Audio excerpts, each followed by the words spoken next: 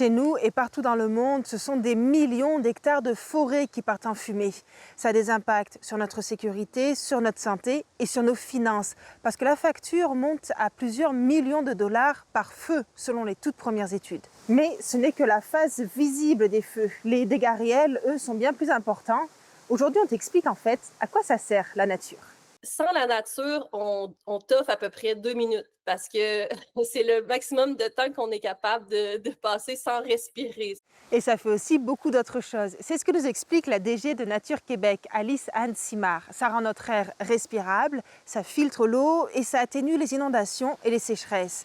Ça crée des sols sains pour produire notre nourriture et ça nous donne plein de matières premières et ça régule même la météo locale. Et puis, c'est sur la nature que se basent bon nombre de nos traditions, de nos inspirations artistiques et de notre spiritualité. Sans compter que tout ça, ça rapporte gros aussi à l'industrie touristique. Et tout ça, c'est gratuit. Mais attention, quand on détruit une forêt ou un écosystème, c'est tout un équilibre qu'on menace. C'est comme un peu si on avait un immense mur de briques, et on peut pas savoir finalement quelle brique là-dedans est, tu sais, la plus importante, tout ça. Puis on peut pas savoir combien on peut en enlever avant que le mur s'effondre.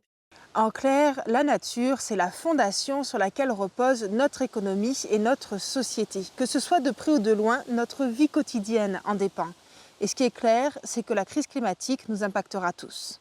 La crise climatique, c'est, on va la voir à travers, tu sais, l'écran de notre cellulaire, tu sais, des images de feux, d'inondations, de tempêtes, d'ouragans. Puis ça va se rapprocher toujours de plus en plus de vous jusqu'à temps que vous soyez la personne qui est en train de filmer cette catastrophe-là, tu sais. Mais Alice Ansimard ne baisse pas les bras. Comme de nombreux experts, elle invite à passer à l'action dès maintenant et conseille le trio habituel éco-gestes, consommation responsable et interpeller nos élus.